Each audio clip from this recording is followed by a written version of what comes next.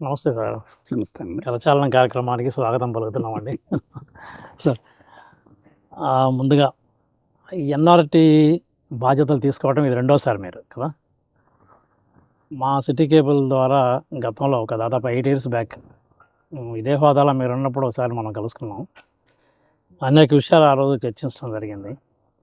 ఇప్పుడు చాలా దాదాపు ఒక డికేడ్ గడిచింది అనుకున్నాం, ఏదో 1-2 సంవత్సరాలు తక్కువగా. ఈ ఏపీ ఎన్ఆర్టీ గతంలో మీరున్నప్పుడు ఆ పరిస్థితులు ఏమేమి మీరు ఎజెండా పెట్టుకున్నారో అందులో ఎంతవరకు మీరు సక్సెస్ అయ్యారు? అంటే అప్పుడు ప్రైమరీగా 2 ఆబ్జెక్టివ్స్ ఉండేయండి. ఒకటేమో ఇప్పుడు గల్ఫ్లో కానీ, మలేషియాలో కానీ, సింగపూర్లో కానీ ఆంధ్రప్రదేశ్లో నుంచి వెళ్ళిన వాళ్ళు పనిచేస్తుంటే వాళ్ళ స్థితిగతులు, వాళ్ళ వెల్ఫేర్ ప్రైమరీ అనుకున్నాం. ఎందుకంటే దానికి సెపరేట్గా ఆర్గనైజేషన్ అంటూ ఆంధ్రప్రదేశ్లో లేదు. ఇప్పుడు కేరళలో ఉంది, పంజాబ్లో ఉంది, గుజరాత్లో కొంచెం ఉంది, మనకి అసలు లేదు. అందుకని అది ప్రైమరీ ఆబ్జెక్టివ్ అనుకున్నాం. ఎక్కడున్నా కానీ తెలుగువాడు కంఫర్టబుల్గా ఉండాలనేది అప్పుడు చీఫ్ మినిస్టర్, ఇప్పుడు చీఫ్ మినిస్టర్ గారి ఆలోచన అదే. రెండో ఆబ్జెక్టివ్ ఏంటంటే అప్పుడే స్టేట్ విడిపోయింది. సో స్టేట్లో ఇనీషియల్గా వచ్చి ఇన్వెస్ట్ చేయమంటే కొత్త బిజినెస్ మన రారేమో అని కొంచెం హెజిటేషన్ ఉండేది. కానీ అది నిజం కాదు, కానీ అట్లా అనుకున్నాం. సో ఆంధ్రప్రదేశ్ నుంచి వెళ్ళి బయట ఉండే వాళ్ళందరికీ అదొక రకం తపన ఉంటుంది, ఏదో ఒకటి చేయాలి. ఎందుకంటే ఉన్న ఊర్లో మీ గురించి గొప్పగా చెబితే మీ పేరెంట్స్ హ్యాపీగా ఉంటారు, మనకు కూడా హ్యాపీగా ఉంటుంది అన్నమాట, దానికోసమని. సో మేము అనుకుంది ఏంటంటే ఇక్కడి నుంచి వెళ్ళిన ఎన్ఆర్ఐలని ఇక్కడ ఇన్వెస్ట్ చేయమంటే చేస్తారు అని మన నమ్మకం, చేశారు కూడా. సో ఆ 2 ప్రైమరీ ఆబ్జెక్టివ్ల కింద పెట్టుకున్నాం. చాలా వరకు సక్సెస్ అయ్యాము. తర్వాత గవర్నమెంట్ మారింది, వాళ్ళ ఆబ్జెక్టివ్స్, వాళ్ళ ప్రయారిటీస్ ఈ కాదు, అందుకని కొంచెం వెనకబడింది. ఇప్పుడు మళ్ళీ మొదలు పెడుతున్నాము. సో ఈసారి చంద్రబాబు గారు ఏంటంటే మనం 24 గంటలు మాకేం చేస్తావు, స్టేట్కి ఏం డొనేట్ చేస్తావు, స్టేట్లో ఇన్వెస్ట్ చెయ్యి, స్టేట్కి ఇంకేదో చెయ్యి అంటాము. అట్లా కాదు, వాళ్ళకేం కావాలో చూడండి ఫస్ట్. సో ఈసారి ప్రయారిటీ ఏంటంటే ప్రపంచంలో తెలుగువాడు ఎక్కడున్నా కానీ వాడు కెరీర్లో పైకి వెళ్ళటానికి కానీ, లేకపోతే ఉద్యోగం ఇప్పించడానికి కానీ, ఇది ప్రయారిటీ ఈసారి. సో కొంచెం డిఫరెంట్గా ఉండబోతుంది. ఓకే. నాకు ప్రపంచంలో ఉన్న ఎన్ఆర్ఐలు అందరూ చెప్పేది ఏంటంటే మనకి గుజరాత్కి డయాస్పోరా చాలా బాగుంటుంది, తమిళనాడు చాలా బాగుంటుంది, కేరళ కూడా చాలా బాగుంటుంది. కానీ ఫస్ట్ టైం ఒక చీఫ్ మినిస్టర్ వచ్చి మీరు నాకు చేయడం కాదు, నేను మీకేం చేయగలనో చెప్పండి అంటూ ఇదే ఫస్ట్ టైం అంటారు. అది ఈసారి దాని మీద ఎక్కువ ఫోకస్ పెడతాం. ఇప్పుడు తెలంగాణకి సంబంధం ఉందా? తెలుగువాడు ఎక్కడున్నా కానీ చేయమంటారండి. తెలంగాణని మనం సెపరేట్ ఏం చేయం. కాదే గవర్నమెంట్ తరపు నుంచి వచ్చే సహకారం ఆంధ్రాలో ఎక్కువ ఉంటుంది న్యాచురల్గా, తెలంగాణలో కొంచెం తక్కువ ఉంటుంది. వాళ్ళు కూడా వాళ్ళ ఓన్ ఆర్గనైజేషన్ ఏపీఎన్ఆర్టీ లాంటిదే కొంచెం చిన్న లెవెల్లో పెట్టారు. ఏ ఇనిషియేటివ్ ముందుకు జరగాలన్నా పొలిటికల్ విల్లు, పొలిటికల్ సపోర్ట్ ఉండాలి. ఇప్పుడు చీఫ్ మినిస్టర్ గారికి కానీ మిగిలిన మినిస్టర్స్కి కానీ ఇది ప్రయారిటీ అయితే మనం అనుకున్న పనులు చేయగలుగుతాం. ఆ పొలిటికల్ విల్ తక్కువ ఉంటే కొంచెం అగైన్స్ట్ ది టైడ్ చేయాల్సి వస్తుంది. అదేనండి, వాళ్ళకి ఆల్రెడీ హైదరాబాద్ ఉంది కాబట్టి వాళ్ళకి అవసరం కూడా తక్కువేమో, మన ప్రమోషన్ లేకుండానే వచ్చేస్తుంటాయి అవన్నీ. అంటే డబ్బుతో అన్నీ రావు కదండి. వాళ్ళకి హైదరాబాద్ ఉంది, కానీ తెలంగాణ నుంచి వచ్చి గల్ఫ్లో పనిచేసే వాళ్ళు ఎక్కువ మనకంటే. అమెరికాలో తక్కువ, కానీ తెలంగాణ దాటి బయటకు వచ్చిన పిల్లలకి మన పిల్లలతో కంపేర్ చేస్తే మనకంటే కింద ఉంటారు వాళ్ళు. కింద అంటే నేనైతే ఫైనాన్షియల్గా, మిగిలిన బాగానే ఉంటారు. వాళ్ళకి తెలంగాణ అంటే చాలా మక్కువ, కానీ స్టేట్ నుంచి అంత సపోర్ట్ అయితే వాళ్ళకు ఉండదు. సో అవసరం వాళ్ళకే ఉంది, ప్రతి స్టేట్కే ఉందండి. ప్రతి స్టేట్ గవర్నమెంట్ ఎన్ఆర్ఐని ఒక అసెట్ లాగా చూసుకోవాలి. ఇప్పుడు ఎన్ఆర్ఐల యావరేజ్ ఇన్కమ్ చూసి, వాళ్ళ యావరేజ్ డిసిప్లిన్ చూసి, వాళ్ళందరూ ఒక స్టేట్లో ఒక జిల్లాలో ఉన్నారనుకోండి, ప్రభుత్వాలన్నీ వాళ్ళ చుట్టూ తిరిగాయి కదా. వాళ్ళు బాగా పనిచేస్తారు, తెలివైన వాళ్ళు, బాగా చదువుకున్న వాళ్ళు, డబ్బులు సంపాదిస్తారు, ఇన్వెస్ట్ చేస్తారు, డొనేట్ చేస్తారు. కానీ బయట ఉండేటప్పటికి ఈ అవగాహన కొంచెం తక్కువ పాలిటీషియన్స్లో. అంటే హిస్టారికల్గా మన ఆంధ్రాలో ఏంటంటే ఎన్ఆర్ఐ అంటే నాకు డొనేషన్ ఇస్తాడా అని ఆలోచిస్తారు. అది తప్పు. వాళ్ళు కష్టపడి సంపాదించుకునేదే కదా, వాళ్ళు పెరగాలి, మనము పెరగాలి. అది మన చీఫ్ మినిస్టర్ గారి ఆలోచన. అట్ దట్ సేమ్ టైం అండి, ఎన్ఆర్ఐస్కి మామూలు మన ఇక్కడున్న జనాలకి ఉన్న ఒపీనియన్, బిజినెస్ మ్యాన్ కానీ కామన్ మ్యాన్ కానీ మీరు అన్నట్టుగా ఏదన్నా డొనేషన్ ఇస్తారేమో, బాగా రిచ్ లెవెల్స్ వాళ్ళవన్నీ కూడా ఈ దృక్పథం ఎక్కువ ఉండటం ఓకే. కానీ ఎన్ఆర్ఐస్లో కూడా కొంతమంది ఎలా ఉండొచ్చు అంటే, అసలు ఇండియాలో మేము ఇమ్మడలేక, అక్కడ మనుషుల మనస్తత్వాలు మాకు నచ్చక ఇండియాలో మేము ఉండలేము అనే ఇంత దూరం వచ్చేసాం మేము, మళ్ళీ మేము ఆ న్యూ సెన్స్లోకి నాన్ సెన్స్లోకి వెళ్ళలేము అనుకునే కొంతమంది, అందరు నేను కొంతమందికి ఆ దృక్పథం ఉండొచ్చు కదా. అంటే చాలా తక్కువ మంది అట్లా ఆలోచిస్తారండి. ఇక్కడ నుంచి బయటికి వెళ్ళిన ప్రతి పిల్లవాడు కానీ అవకాశాలను అందిపుచ్చుకోవడానికి వెళ్తారు. మేము ఈ మధ్య ఒక సర్వే చేసాం, మేము ఆపోజిషన్లో ఉండగా 18 ఏళ్ళ నుంచి 30 ఏళ్ళ లోపల పిల్లలందరికీ సర్వే లాగా పంపించాం. మీకు కావాల్సిన ఉద్యోగం, మీకు కావాల్సినంత జీతం వస్తే మీరు ఎక్కడ ఉండాలని అనుకుంటున్నారు. నాకు కూడా ఒక తప్పు అభిప్రాయం ఉండేది.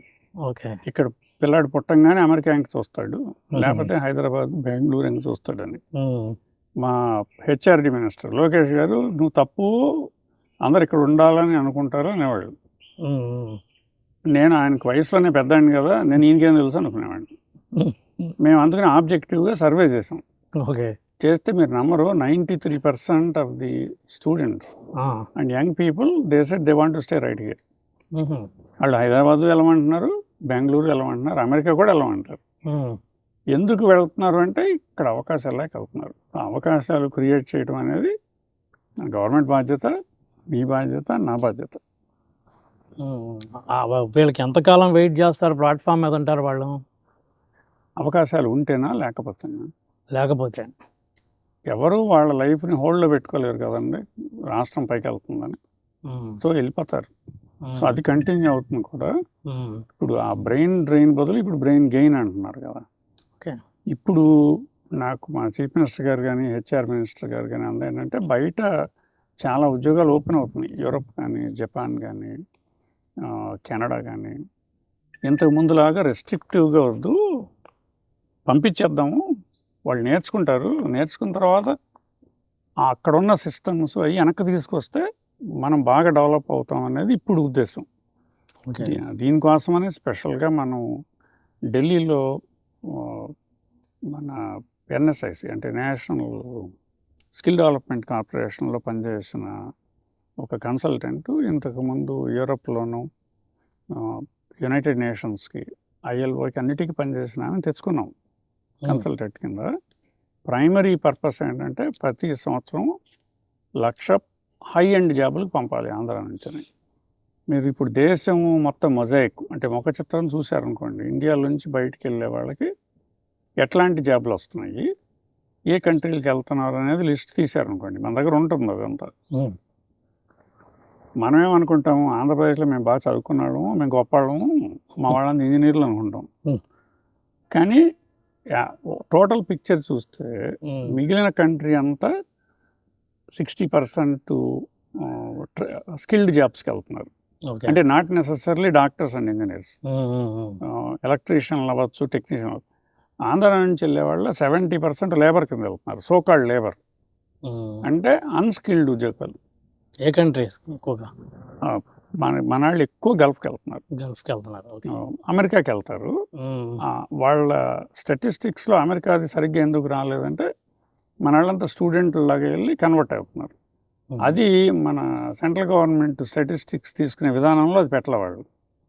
సో ఇక్కడ నుంచి ఎంప్లాయ్మెంట్ వీసా వచ్చిన వాళ్ళనే చూసారనమాట వాళ్ళు. అది చూసి మేము కూడా కొంచెం కంగుతిన్నాం. అంటే average salary of a Telugu guy moving abroad, Gulf అవ్వచ్చు, యూరప్ అవ్వచ్చు, మలేషియా అవ్వచ్చు, అది ఇండియాలో నుంచి వెళ్ళే వాళ్ళకంటే తక్కువ ఉంది. కానీ మన ఆంధ్రప్రదేశ్ ఎస్పెషల్లీ గుంటూరు, కృష్ణా జిల్లా వాళ్ళ ఒపీనియన్ మేమే గొప్పవాళ్ళం అని కదా. మీరు అమెరికాలో తెలుగు వాళ్ళని చూస్తే highest per capital income Telugu వాళ్ళది ఇప్పుడు. అంటే డిస్క్రిపెన్సీ చూడండి. ఓకే. అంటే ఆ చివరు ఉంటున్నారు, లేకపోతే ఈ చివరు ఉంటున్నారు. ఇప్పుడు ప్రపంచం అంతా పీడిస్తున్న ప్రాబ్లం ఇది కదా, డిస్క్రిపెన్సీ. అంత తేడా ఉండకూడదు. సో ఈసారి మమ్మల్ని ఏంటంటే వాళ్ళు మాకు ఇచ్చిన డైరెక్షను, ఇక్కడి నుంచి వెళ్ళే ఆంధ్ర వాళ్ళని, అంటే లేబర్ అంటే నేను వాళ్ళని కిందగా చూడటానికి అంటలేదు, వాళ్ళకి ఇంకొంచెం మంచి ఉద్యోగాలు ఇప్పించాలని మా కోరిక. సో ఇంకా lack of better word labour అంటున్నాము. వాళ్ళందరినీ ట్రైన్ చేసి పంపిస్తే వాళ్ళ ఇన్కమ్లు డబుల్ అవుతాయి. అది ఇప్పుడు గల్ఫ్కి వెళ్ళే బదులు కొంచెం మనం యూరోపియన్ కంట్రీస్కి వెళ్తే డెమోక్రసీ ఇస్ లిటిల్ స్ట్రాంగర్. మనం మరీ సెకండ్ రేట్ సిటిజన్ లాగా ఉండం. సో ఈసారి ప్రయత్నం అంతా దాని మీద చేస్తున్నాం అన్నమాట. ఎక్కువ కూడా అక్కర్లేదు, 3 నెలలు మనసు పెట్టి నేర్చుకుని ఇక్కడ టాపిక్ పనిచేసే అతనికి 80,000 నుంచి ₹1,00,000 వస్తాయి. ఇక్కడ డ్రైవర్కి 50,000 నుంచి ₹1,00,000 వస్తాయి. ఆ కొంచెం ట్రైనింగ్ తీసుకోవడానికి ఇష్టపడాలన్నమాట. ఒక 3 నెలలు కానీ 4 నెలలు కానీ. ఆ ట్రైనింగ్ ఇన్స్టిట్యూట్స్ ఆల్రెడీ ఇక్కడ ఉన్నాయా ఇప్పుడు? మనకు ఉన్నాయండి. ఏమవుతుందంటే ఇప్పుడు చదువుకునే పిల్లాడిని వచ్చి ట్రైనింగ్ తీసుకోమంటే తల్లిదండ్రులు పే చేస్తారు కదా, వాళ్ళు రావడానికి ఇష్టపడుతున్నారు. కంప్యూటర్ లాంగ్వేజెస్ అవి. ఇప్పుడు ఈ డ్రైవింగ్ టాపిక్ పనికి రమ్మంటే వీళ్ళు అసలు వచ్చేదే బాగా లో ఇన్కమ్ గ్రూప్లో నుంచి. వాళ్ళు 3 నెలలు పని ఆపి మీ దగ్గర ట్రైనింగ్ తీసుకోగలిగిన పరిస్థితి లేదు. అందుకని సెంట్రల్ గవర్నమెంట్ కూడా చాలా మంచి ఇనిషియేటివ్స్ పెట్టింది ఈ మధ్య, మీరు చూసుంటాయి. ఈ ఇంటర్న్షిప్ ప్రోగ్రామ్ అని. అంటే సగం మనం నేర్పుతాము, సగం పని చేసుకుంటాడు యజమాని. సగం జీతం ఇస్తే సెంట్రల్ గవర్నమెంట్ కంపెన్సేట్ చేస్తుంది. దీని మీద అవగాహన కల్పించడం మెయిన్ ఇష్యూ అన్నమాట. అంటే ప్రజలకు తెలియట్లేదు అసలు ఈ ప్రోగ్రామ్ ఉంది. అవునండి. మన స్కిల్ డెవలప్మెంట్ డిపార్ట్మెంట్ ట్రై చేస్తూ ఉంటుంది క్యాంపెయిన్స్ లాగా. కానీ ఇది more of A social issue. అంటే మీలాగా మీడియాలో మాట్లాడితే కానీ వాళ్ళకి తెలియదు. స్కిల్ డెవలప్మెంట్ ఒక బ్యానర్, ఒక అడ్వర్టైజ్మెంట్ వేసింది అనుకోండి, జనం లైట్గా తీసుకుంటున్నారు. ఇదేదో గవర్నమెంట్ ప్రచారం అన్నట్లేదు. ఇప్పుడు మీలాంటి వాళ్ళు మాట్లాడితే, లేకపోతే ఇప్పుడు టీవీలో మాట్లాడేవాళ్ళు కానీ, పేపర్లో న్యూస్ రాసేవాళ్ళు కానీ, ఎడిటోరియల్స్ రాసేవాళ్ళు కానీ రాయాలి. ఇది అద్భుతమైన అవకాశం. మన జవహర్లాల్ నెహ్రూ గారు 1950లోనే రాశారు ఆయన బుక్లో, ప్రపంచంలోని అన్ని దేశాలకి ఏదో ఒక రిసోర్స్ ఉందంట. అంటే యురేనియం అవ్వచ్చు, గోల్డ్ అవ్వచ్చు, లెడ్ అవ్వచ్చు, క్యాడ్మియం అవ్వచ్చు. వాళ్ళకి కావాల్సింది కాకుండా ప్రపంచానికి అందరికీ సప్లై చేయాల్సినంత ఉందంట, వాళ్ళ సప్లై చేయగలిగినంత ఆయిల్ కానీ. అందుకని వాళ్ళు అది తవ్వుకుని అమ్ముకుంటే సరిపోద్ది వాళ్ళకి, దే కెన్ కమ్ అప్. ఇండియాకి అట్లాంటి రిసోర్స్ ఏం లేదంట, మనకున్న హ్యూమన్ రిసోర్స్. అందుకని మేము చిన్నప్పుడు కూడా అనుకునేవాళ్ళం, ఎందుకు కాలేజీలని మనకు ఫ్రీ, అమెరికాలో విపరీతమైన ఖర్చు కాలేజీకి వెళ్ళాలంటే. ఆయన అప్పుడు పెట్టిన పాలసీలు నెక్స్ట్ 50 ఏళ్ళు మనకు పనికి వస్తున్నాయి. అంటే ఆయన ఎడ్యుకేషన్ మీద అంత మనసు పెట్టబట్టి మా చిన్నప్పటి నుంచి కూడా చదువుకోరా అని చెప్పేవాళ్ళు కదా. అట్లా ఒక మూమెంట్ లాగా చేయాలి. ఇప్పుడు ఆ వొకేషనల్ జాబ్స్ ప్రమోషన్ అనేది టాపీ పని చేయడం తప్పు కాదు, గౌరవమైంది, అవసరమైంది. ఇప్పుడు డిమాండ్ ఉంది. ఇప్పుడు ఐటీ జాబ్లో చేరితే 15,000 వస్తే ఎక్కువ అండి. ఇప్పుడు టాప్ 10% తీసేస్తే 5 ఏళ్ళ దాకా కదలరు, మహా అయితే 4-5 వేలు పెరుగుతాయి. అది వొకేషనల్ జాబ్లో మీరు ఏ పని చేసినా, ఎలక్ట్రీషియన్ చేసినా కానీ, ఎయిర్ కండిషనింగ్ రిపేర్ పని చేసినా కానీ, అట్లాగే నిర్మాణ కార్మికులు టాపిక్ పని చేసినా 2 ఏళ్ళకి మేనేజర్ అయిపోతాడు. 5 ఏళ్ళు అయితే సొంత కంపెనీ పెట్టుకోవచ్చు. మీరు యూరోప్ కానీ అమెరికా కానీ వెళ్ళాలంటే మీరు టాపిక్ పని చేసేవాళ్ళు కానీ, టైల్ లేయింగ్ కానీ మీకు వచ్చి ఉంటే కళ్ళు మూసు తీసుకుంటున్నారు, ₹1,00,000 జీతం ఇచ్చి. అదే కంప్యూటర్ వాళ్ళని తీసుకోవట్లేదు కదా తప్పుడే. ఆ వ్యూ పాయింట్ కొంచెం మారాలి మన ప్రజల్లో. ఇప్పుడు మేము అమెరికాలో ఉండొచ్చాం కదా, అక్కడ ప్లంబర్ వస్తే లేచి నిలబడతాం. ఎందుకంటే రావటం అంత తేలిక కాదు. వచ్చినందుకు $150 ఛార్జ్ చేస్తాడు, ప్రతి గంటకి $100 ఛార్జ్ చేస్తాడు. అంటే మీకు చిన్న లీకేజ్ ఫిక్స్ చేసి వెళ్ళాలంటే $500 కట్టాలి మనం. అందుకే మీరే చేసుకుంటారంటగా అన్నీ? మాకు వస్తే చేసుకుంటాం, మనకు రావు కదా అన్నీ. అక్కడ ఉన్న వాళ్ళు అంటూ ఉంటారు, జనం వాళ్ళని ఇతను ప్లంబర్ అని చూడరు. ఇతను లేకపోతే నా ఇల్లంతా పాడైపోద్ది అన్నట్టు చూస్తారు. ఇప్పుడు ఎలక్ట్రీషియన్ రాలేదు, మీ ఆఫీస్ అంతా ఆగిపోద్ది కదా, అట్లా చూస్తారు. అది మనకి ఆ వ్యూ పాయింట్ మార్చాలి. ప్రజలు ఏమనుకుంటున్నారంటే ఇంకా పెయింటర్ అంటే చింపిరి జుట్టు వేసుకుని చిరిగిపోయిన బనీన్ వేసుకుని నిండా పెయింట్ అట్లా లేదు. ఇండియాలో కూడా స్ప్రే పెయింట్ వేస్తారు, చక్కగా యూనిఫామ్ వేసుకుంటారు. వాడు 5-6 గంటలు పనిచేసి వెళ్ళిపోతాడు, ఎవరు అంటుకునేవాడు లేడు పని.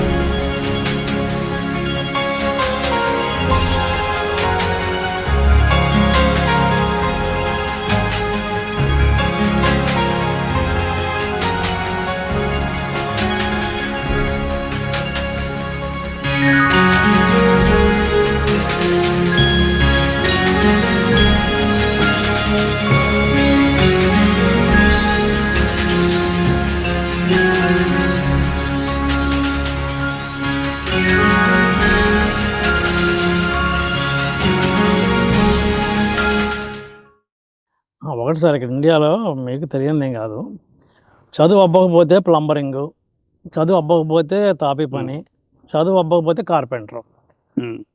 నేను బడికి వెళ్ళనమ్మా, నేను ఏదైనా పని చూసుకుంటాను, నాకు ఇంగ్లీష్ రావట్లేదు, లెక్కలు రావట్లేదు, నన్ను వదిలేయండి అని వాడెక్కడ షెడ్యూల్లోకి వెళ్ళిపోతాడు. ఇందాక నెహ్రూ గారు అన్నారు చూడండి, హ్యూమన్ రిసోర్సెస్ ఎక్కువ మనకని.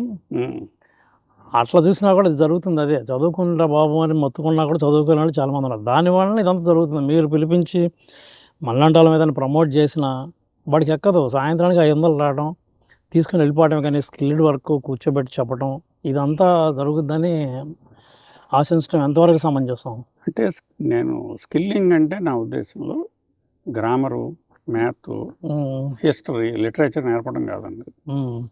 పెయింట్ వేయటం గురించి తెలిస్తే చాలు. పెయింట్లో ఏముంది, ఎందుకు ఒక రకం పెయింట్ సెలెక్ట్ చేసుకుంటాము, ఏ పర్టిక్యులర్ ఇన్స్ట్రుమెంట్ వాడితే మనకి ఈస్థెటిక్గా బయటకు వస్తాయి, ఎక్కడ ఏ కలర్ వేయాలి, అది దాని గురించి నేను అనేది. వాడిని తీసుకొచ్చి మ్యాథ్ నేర్పి కంప్యూటర్ ప్రోగ్రామింగ్ నేర్పుతామని కాదు. సో అది అతనికి దాని మీద ఇంట్రెస్ట్ ఉంటే చాలు, మనం అది దాంట్లోనే అప్స్కిల్ చేయొచ్చు. ఇప్పుడు సెంట్రల్ గవర్నమెంట్ ఈసారి పుష్ చేస్తుంది అంటే కొత్తగా రోడ్డు మీద నుంచి తీసుకుని పెయింటింగ్ నేర్పద్దు, ఎందుకంటే మిస్ రేట్ చాలా ఎక్కువ ఉందంట. అట్లాగే మీకు టైలరింగ్ ఉందనుకోండి, రోడ్డు మీద వెళ్ళే వాళ్ళని తీసుకొచ్చి టైలరింగ్ నేర్పితే ఉండట్లేదు అంటారు. వాళ్ళంటారు ఆల్రెడీ టైలరింగ్లో ఉన్న వాళ్ళకి అప్స్కిల్ చేయమంటున్నారు. అంటే కొత్త మెషిన్స్ వాడటం, కొత్త అర్థం చేసుకోవటం, డిజైనింగ్ అది నేర్చుకుంటే విపరీతమైన పొటెన్షియల్ ఉంది. ఇండియాలోనే ఉంది, బయటకు కూడా వెళ్ళక్కర్లేదు. మీకు సరిగ్గా టైల్ చేసేవాళ్ళు మీకు దొరికితే మీరే కళ్ళగద్దు పెట్టుకుంటారు కదా. సోషల్గా యాక్సెప్టెన్స్ రావాలంటే మీరు అంటే మాట్లాడాలి. లాస్ట్ టైము మనం మాట్లాడుకున్నప్పుడు సార్, మీరు యుఎస్లో ఉన్నప్పుడు, డాక్టర్ గారిగా ఉన్నప్పుడు, సీఎం గారు చంద్రబాబు నాయుడు గారు అక్కడికి వచ్చినప్పుడు, మీలాంటి వ్యక్తులు ఇక్కడ ఉండటం కాదు, వచ్చేయాలి మీరు ఆంధ్ర అని చెప్పి ఆయనే మిమ్మల్ని ఇక్కడ తీసుకొచ్చారు, బలవంతంగా తీసుకొచ్చారు, పెట్టేశారు. ఇక్కడ మీరు సెటిల్ అయిపోయారు. అలా అక్కడ డాక్టర్ ప్రాక్టీస్ మానుకొని వచ్చేసారు మీరు, కంప్లీట్గా ఇక్కడ ఇండియాలో సెటిల్ అయిపోయారు. దగ్గరికి జరిగే ఒక దశాబ్దం అయి ఉండొచ్చు. ఇందులో మీకు ఏమన్నా ఈ సాటిస్ఫాక్షన్ ఉందా, జాబ్ సాటిస్ఫాక్షన్ ఉందా? నేను అనవసరంగా ఇండియా వచ్చాను అనుకుంటున్నారా? అదేం లేదు. నాకు చాలాసార్లు అనుమానం వస్తుంది, నేను నిజంగా అమెరికాలో ఉండొచ్చినా లేకపోతే అది కలగన్నాను. నాకు ఇక్కడే బాగుంటుంది. పొద్దున్న లేవగానే సన్ పడంగానే ఇది నా నేల అనిపిస్తుంది, నాకు నా మనసులో అనిపిస్తుంది. అంటే అక్కడ నేను ఏదో మిజరబుల్గా ఉన్నాను అయితే కాదు, వాళ్ళు చక్కగా ఉంటారు. మనుషులు ప్రపంచంలో ఎక్కడున్నా ఒకటే. కానీ ఎంతైనా కానీ మన ఇండియాలో పుట్టిన వాళ్ళకి నేలకి అటాచ్మెంట్ ఎక్కువ. ఆంధ్ర వాళ్ళకి ఇంకెక్కువ అందరికీ ఉంటుందండి. మీరు కేరళ వాళ్ళకి కూడా ఉంటుంది. అవకాశాలు లేక బయటకు వెళ్తాం అంతే. ఇందాక చెప్పాను కదా 93% ఎందుకుంటాం. ఇక్కడ మీరు ఇల్లు కట్టుకున్నారనుకోండి, మీరు అమ్మి బయటకు వెళ్తారా? మనం వెళ్ళం. అమెరికాలో మేము కట్టిన ఇల్లు 3 నెలలు అమ్మేస్తాం ఎక్కువ ఇస్తే. మేమని కాదు, అదే అంటే సెంటిమెంట్ ఏమి ఉండదు. అటాచ్మెంట్ టు ద ల్యాండ్ తక్కువ. ఇప్పుడు మా ఊర్లో మా పిల్లలంతా మా ఊర్లో పెరిగారు కదా, వాళ్ళు మా ఊరికి రామంటారు. ఎందుకంటే అటాచ్మెంట్ లేదు. ఇక్కడ నేను మరి మా కజిన్స్ అంతా హైదరాబాద్లో ఉంటారు, నేను ఇక్కడ ఎందుకుంటున్నాను ఆయన. ఇప్పుడు వాళ్ళని హైదరాబాద్లో ఎందుకు ఉంటున్నారంటే ఒక్కళ్ళు కూడా ఆంధ్ర బాగలేదు ఉంటున్నాం అందరూ. ఆంధ్రాలో అవకాశం లేదు. ఆ అవకాశాలు క్రియేట్ చేయడమే ఈసారి మన ప్రభుత్వం చేయాల్సింది. ఈసారి కాదు, ప్రతి ప్రభుత్వం పనిచేస్తే దాని మీద 10-15 ఏళ్ళలో మార్చేయచ్చు సిస్టమ్ని. ఈ దశాబ్ద కాలంగా డాక్టర్ గారు మీరు స్టడీ చేశారు, యూత్ని స్టడీ చేశారు. మీ కింద పనిచేసే డైరెక్టర్స్ కానివ్వండి, మీ అసోసియేట్స్ అందరితో కలిసిమెలిసి 10 సంవత్సరాలు ఉన్నారు. చాలా ప్లాన్స్ చేశారు. కొన్ని సక్సెస్ అయినాయి, కొన్ని సక్సెస్ కాలేదు, కొన్ని ఏమో అట్లా త్రిశంకు స్వర్గంలో ఉన్నాయి. వీటిల్లో మీకు ఆశావాదం ఉందా? ఇప్పుడు నెక్స్ట్ 5 ఇయర్స్లో ఇప్పుడు మళ్ళీ మీరు పొజిషన్లోకి వచ్చారు, నెక్స్ట్ నేను ఏదైనా సాధించగలుగుతాం ఖచ్చితంగా అనే అంత గట్టి స్పిరిట్ ఉందా? మేము ప్రభుత్వంలో ఉంటేనే సాధిస్తాం కాదండి. ఇప్పుడు ఆంధ్రప్రదేశ్ 5,000 ఏళ్ళ నుంచి ఉంది కదా ఇక్కడ. మీరు నేను పుట్టకముందు, మీరు నేను పోయిన తర్వాత ఇంకొక 5,000 ఏళ్ళు ఉంటుంది కదా. ఇదే ఉంటుంది. సో దాంట్లో మన కంట్రిబ్యూషన్ ఎంతో చేయడానికి ట్రై చేస్తాం అంతే. ఓకే. మరి కొన్ని సక్సెస్ అవుతాయి, కొన్ని అవ్వవు. మనం సక్సెస్ ఇప్పుడు మీరు ఇక్కడ చూసారనుకోండి, కొంత నీడ పడుతుంది, కొంత లైట్ పడుతుంది. నీడంగా చూస్తుంటే నీడే కనపడుతుంది, లైటింగ్ చూస్తే లైటే కనపడుతుంది కదా. సో మీరు ఆ నెగిటివిటీ మీద ఫోకస్ చేస్తే అదే కనపడుతుంది. నేను ఏం చేస్తే బాగా వర్కౌట్ అయినాయో వాటిని చూస్తే మీకు ఇన్స్పిరేషన్ ఉంటుంది, ఇంకా చేయొచ్చు అని. ఇప్పుడు నేను అనుకున్నవన్నీ చేయగలనా అంటే, నేను కూడా మానవుడు అనేవాడు ఎవడు అనుకున్నవి చేయలేడు. నేను ప్రభుత్వాల పరంగా మాట్లాడలేదండి, యూత్ మెంటాలిటీ గురించి మాట్లాడుతున్నాను. చాలామంది యూత్తో మీరు ఇంటర్వ్యూ చేశారు, నేను చాలాసార్లు వచ్చాను, మీతో పార్టిసిపేట్ చేశాను, చూశాను. ఆ యూత్ మెంటాలిటీ ఎలా ఉంది? జాబ్ ఇవ్వగానే నాకు ఒక 30,000 జీతం ఉంటేనే నేను ఉంటాను, నాకు కుదరదు, ఇది ట్రైనింగ్ కుదరదు, ఫస్ట్ దానికి నాకు ఎంత కావాలి అనే దృక్పథం ఎక్కువగా ఉందా? వాళ్ళని ఎలా మోటివేట్ చేయగలుగుతాం మనం? మన యూత్ మీద చాలా అపోహలు ఉన్నాయండి. మా తాతలు మా నాన్నలను అట్లాగే అనేవాళ్ళు, మా నాన్నలు మమ్మల్ని అట్లాగే అనేవాళ్ళు. నేను ఓవరాల్గా ప్రపంచం అంతా చూసిన తర్వాత నేను మెయిన్ రీజన్ ఇండియాకి రావడానికి కారణం, ఇండియాలో ఉన్న youth the look up to tomorrow. మాకు అమెరికాలో మాకు 17 మంది ఎంప్లాయీలు ఉండేవాళ్ళు, ఒక అబ్బాయి, మిగిలిన వాళ్ళందరూ అమ్మాయిలు. ఓకే. ఒక 2 పెళ్ళిళ్ళు అయినాయి, కానీ అందరికీ పిల్లలు ఉండేవాళ్ళు. సో ఎంత సోషల్ డిస్ఫంక్షనో ఆలోచించండి. వాళ్ళు రోజు అందరికీ కార్లు ఉండేవి, అందరికీ ఎయిర్ కండిషనర్లు ఉండేవి, అందరికీ తినడానికి సరిపోయేంత వచ్చేవి, కానీ కాన్స్టెంట్గా డిప్రెషన్లో ఉండేవాళ్ళు. కనీసం 50% మందులు వేసుకునేవాడు డిప్రెషన్కి. ఎందుకంటే ఏదో జరగట్లేదని తపన, నాకు గుర్తింపు లేదని.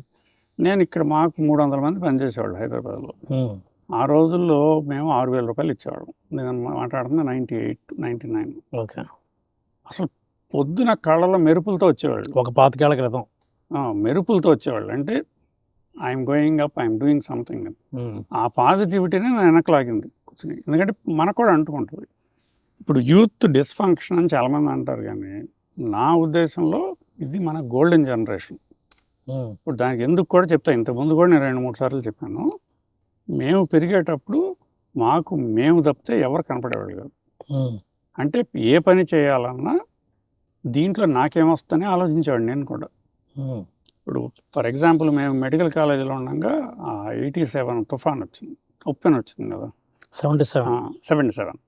అప్పుడు ఒక 30,000 పీపుల్ చచ్చిపోయారు కదా. దివిసీమ ప్రాంతాలు బాగా దెబ్బతిన్నాయి. మాకు 3 బస్సులు ఉండేవి కాలేజీలో.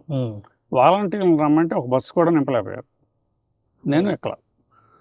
అప్పుడు అసలు పర్సెప్షన్ ఉండేది కాదు. అంటే నాతో పాటు నా పక్కన వాళ్ళు పెరగాలి, నాతో పాటు అందరూ పైకి రావాలి, ఇదిగో నేను చెట్లని పుట్టలను కూడా చూసుకోవాలనేది లేదు అసలు. మేము ఏపీఎన్ఆర్టీలో ఉండగా నేను మాకు అసిస్టెంట్ ఒక అతను లేడు, శ్రీకృష్ణని, అతను చెప్పాను, ఒక 100 మంది వాలంటీర్లను పెట్టుకో, యంగ్ జనరేషను, క్లాస్ టాపర్ అయ్యి ఉండొచ్చు, నీకు ఉద్యోగం ఎట్లాగో వస్తుంది అబ్బాయి, నీ పక్కనాడికి కూడా ఉద్యోగం ఇచ్చే అవకాశం మేము ఇప్పిస్తాం, నువ్వు మాకు హెల్ప్ చేస్తే అన్నాను. నేను అన్నాను 10 కాలేజీలకు వెళ్ళి 10 మందిని బట్టర్ ఒక్కొక్క కాలేజీ నుంచి అన్నాను. మీరు నమ్మరు, కేలియా నుంచి వెనక్కి వచ్చేప్పటికి నాకు 100 దాటిపోయింది. అంటే పక్క ఆయన్ని కూడా పైకి తీసుకెళ్దాము, కాస్త రోడ్డు శుభ్రంగా ఉంచుదామనే అవగాహన నా ఉద్దేశంలో ఈ జనరేషన్ ఉన్నంత మాకు లేదు. నేను అరటికాయ పక్కన పడేయడానికి నేను ఎప్పుడు ఆలోచించలేదు అమెరికా వెళ్ళకముందు.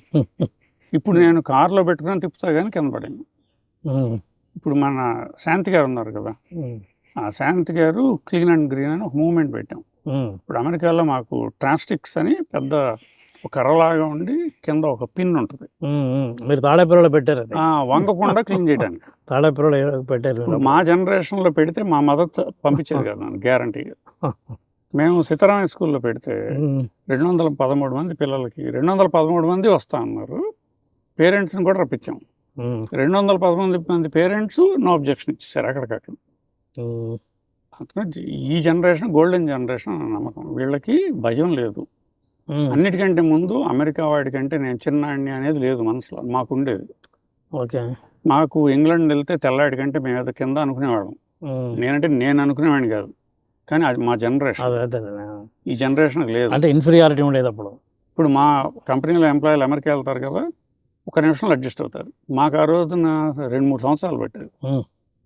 సో ఇది best generation in terms of intelligence, కానీ యాక్సెస్ టు ఇన్ఫర్మేషన్ మాకు అది ఉండేది కాదు. ఆపర్చునిటీస్ ఉన్నాయి, కానీ మన రిలేటివ్గా ఆంధ్రాలో తక్కువ ఉన్నాయి. మనం అగ్రి బేస్డ్ ఎకానమీ నుంచి మనం కొంచెం కన్వర్ట్ చేయాలి దాన్ని. సార్, నేటి యువత మీద అసలు మీకున్న పాజిటివిటీ చూస్తే నాకు మైండ్ బ్లాంక్ అవుతుంది. అంటే మీరు ఉన్నారు తెనాలి ఆ ప్రాంతం నుంచి వెళ్ళిపోయి చూసి ఇవన్నీ. నేను క్షేత్రస్థాయిలోనే ఉన్నాను, 30 సంవత్సరాలుగా జర్నలిస్ట్గా ఉన్నాను. క్షేత్రస్థాయిలో కొన్ని సంఘటనలు నాకు ఇబ్బంది కలుగుతూ ఉంటాయి. ఎలాగంటే ఒక కార్పొరేట్ విద్యలో వీళ్ళు ఉంటున్నారు. యూత్ తప్పు కాదు అది. కార్పొరేట్ కాలేజెస్లో చేర్చడం, స్కూల్స్లో చేర్చడం వెరీ బిలో పావర్టీ లైన్ వాళ్ళు కూడా ఇష్టపడుతున్నారు. అక్కడ వాళ్ళకి పౌల్ట్రీ కోడిలాగా పెరగడం. అక్కడ మనం అనుకుంటున్న సోషల్ అవేర్నెస్ ఏం చేయరు వాళ్ళని బయటకు పంపించేస్తారు. అయిపోగానే బయటకు పంపించేస్తారు, ర్యాంకుల గురించి బయటకు వచ్చేస్తారు. యూఎస్ఓ ఎక్కడికో వెళ్తారు, అక్కడ ఎంఎస్ చేసి వచ్చేస్తారు. లేదా ఎంఎస్ చేసి అక్కడ ట్రయల్స్ చేసుకుంటూ ఉంటారు. ఎంఎస్ చేసిన తర్వాత వాళ్ళ భవిష్యత్తు ఎలా ఉంటుందో, ఆశాజనకంగా ఉంటుందా? మీరు స్టడీ చేసినంత వరకు బీటెక్ చేసిన వాళ్ళు చాలామంది సాదాసీదా ఉద్యోగాల కోసం తిరుగుతున్న వాళ్ళు చాలామంది ఉన్నారు. అసలు బీటెక్ సంగతి మర్చిపోయి చిన్న చిన్న ఉద్యోగాలు చేసుకుంటున్నారు చాలామంది.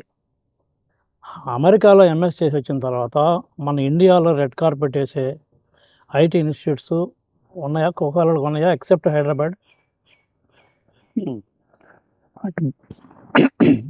ఇదంతా సప్లై డిమాండ్ ఈక్వేషన్ అండి.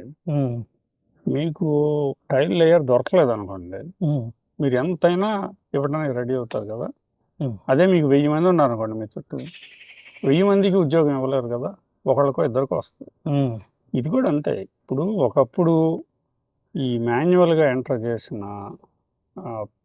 పేపర్ల మీద ఉన్న డేటా అంతా కంప్యూటర్ల మీద ఎక్కించడం అనేది పెద్ద భారంగా ఉండేది మా 20s ఉండగా. అది ఆ 2000 ఇయర్ వాళ్ళు చేసిన 2 డిజిట్లు తప్పు. అంటే మనం 59, 69 అని వేస్తాం కదా ఇయర్కి. వాళ్ళు 1969 అని వేయకపోవడం వలన ఆ ఒక్క తప్పు వలన $2-3 బిలియన్ అవసరమైంది అప్పుడు. అంటే వేలాది మందికి ఆ డేటా కోడ్లో ఉన్న 2 డిజిట్ల నుంచి 4 డిజిట్లు మార్చడానికే 10 మంది అవసరమయ్యారు. మీకు 99-2000 మధ్యలో మన ఆంధ్రప్రదేశ్ నుంచి వెళ్ళిన 1,00,000 మందికి అదే ఉద్యోగం మీద అంటారు కదా, దాన్ని Y2K. తర్వాత ఏమైందంటే ఈ డిజిటలైజేషన్ అనేది డిమాండ్ విపరీతంగా పెరిగి, అంటే ప్రపంచం కొంచెం పక్కకి వెళ్తుంది. ఇప్పుడు దాని మూలన బోల్డ్ ఉద్యోగాలు క్రియేట్ అయినాయి. ఇప్పుడు ఏమవుతుంది, మనకి ఆర్టిఫిషియల్ ఇంటెలిజెన్స్ వచ్చింది కదా. సో మాన్యువల్గా మీ కోడ్ అంతా ఎత్తికి 2 డిజిట్లు 4 డిజిట్లు మార్చడం అంటే అప్పుడు 1000 మంది అవసరమైంది, ఇప్పుడు ఒక్కటి చేసేస్తున్నారు. సో న్యాచురల్గా ఉద్యోగాలు తగ్గుతున్నాయి. ఇప్పుడు ప్రొఫెషనల్ అంటే ఇందాక మాట్లాడుకుంటున్నాం కదా, వొకేషనల్ జాబ్స్ అనేది. పెయింటర్ని ఆర్టిఫిషియల్ ఇంటెలిజెన్స్ రీప్లేస్ చేయలేదు కదా, అవును. టైల్ లేయర్ని రీప్లేస్ చేయలేదు కదా. Very good. అవును. కావాలంటే కొంచెం కొత్త మెషిన్ వచ్చి 2 టైల్ వేయగలిగిన 4 వేస్తాయి. సో ఆ జాబ్లో there is more protection, there is going to be more respect also for those things. ఇప్పుడు నర్సింగ్ తీసుకున్నారు అనుకోండి, మిమ్మల్ని కంఫర్ట్ చేయడానికి రోబో వచ్చి చేస్తే మీకు బాగుండదు కదా. మీకేం చేసినా కానీ మనిషి చేస్తేనే బాగుంటుంది. సాటిస్ఫాక్షన్ ఉండదు. సో ఇప్పుడు నర్సింగ్ని రీప్లేస్ చేయలేంగా. సో మీరు కాలానుగుణంగా మార్చుకోవాలి కొంచెం. అంటే అందరూ బీటెక్కి వెళ్ళి అందరూ నేను డేటా ఎంట్రీ చేస్తానంటే డేటా ఎంట్రీ చేసే ఉద్యోగాలు అయితే పోతున్నాయి బాగా. డిజైనింగ్ అంటే దానికి హయ్యర్ లెవెల్ ఉద్యోగాలు, ప్రోగ్రామ్ డిజైనర్ అంటాం కదా, అది ఇంకా ఉంటాయి. సో హై ఎండ్ ఉద్యోగాలు ఉంటాయి. ఇప్పుడు ప్రాంప్ట్ ఇంజనీరింగ్ అని, ఇప్పుడు ఈ దాన్ని ఏమంటారు, డీప్ లెర్నింగ్ అంటారు కదా, అవి వాటిలో ఉద్యోగాలు బోల్డ్ అని ఉన్నాయి. కానీ అందరికీ సరిపోయిన ఉంటాయా అంటే ఉండకపోవచ్చు. సో మనం ఎవాల్వ్ అవ్వాలి. అంటే మనం ఏ ఉద్యోగం చేస్తామనేది మీరు ప్రపంచానికి కంట్రిబ్యూట్ చేస్తున్నారా లేకపోతే మీరు కన్జ్యూమ్ చేస్తున్నారా అనేది తేడా. Any contributor will get respect. So మీరు అక్కడ అవకాశం ఎక్కడ ఉందనేది ఆ టైప్కి వెళ్ళటానికి అలవాటు పడాలి.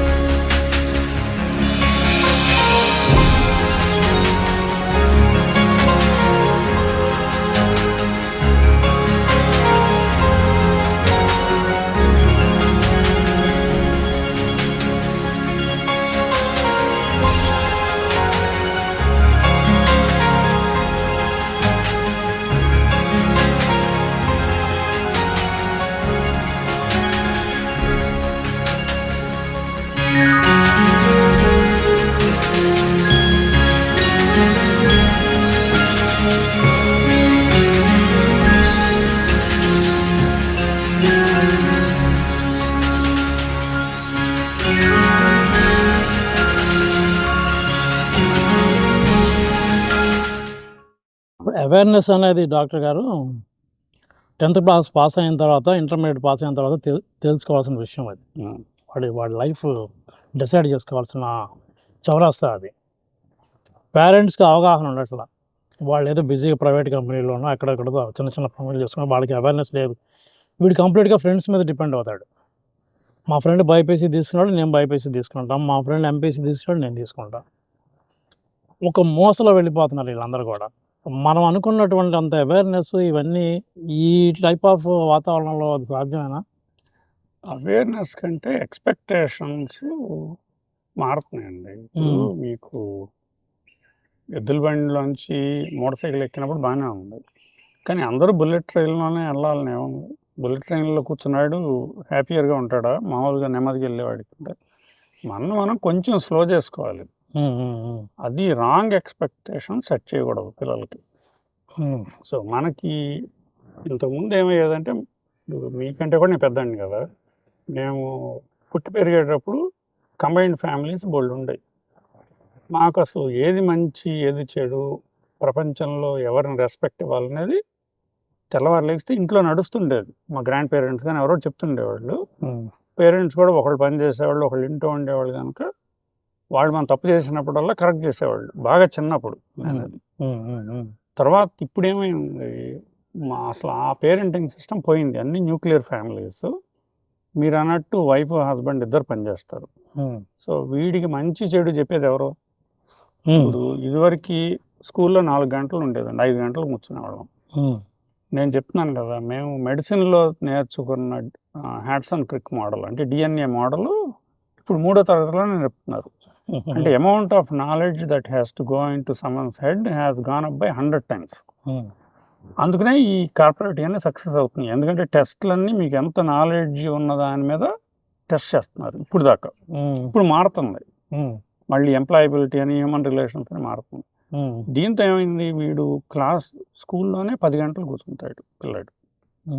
10 గంటల నుంచి ఇంటికి వచ్చిన తర్వాత మనకి ఈవినింగ్ ఎంటర్టైన్మెంట్ ఏంటి, హరికథలో బుర్రకథలో ఉండేవి. ఇవన్నీ మన ఎపిక్స్లోంచి తీసుకున్నాయి కదా, మళ్ళీ దాంట్లో పుష్ చేసేవాళ్ళు ఇది మంచి ఇది చెడు ఇది చేయకూడదని. ఇప్పుడు మనకేమన్నాయి, అన్ని వీడియో గేమ్స్. ఎక్కడ ఎవరిని కాల్చి పారేద్దామా, ఎవరిని పేల్చి పారేద్దామా అని. వాడే 10 ఏళ్ళు వచ్చిన తర్వాత తప్పు అని చేస్తే బాధపడతాం. సో ఎక్కడో చోట ఈ సిస్టమ్ కొంచెం స్లో చేయాలి మనం. అంటే అన్నీ ఫాస్ట్గా పరిగెత్తి ఓ విపరీతంగా డబ్బులు సంపాదిస్తేనే సక్సెస్ఫుల్ అనే ఒపీనియన్ నుంచి బయటకు రావాలి మనం.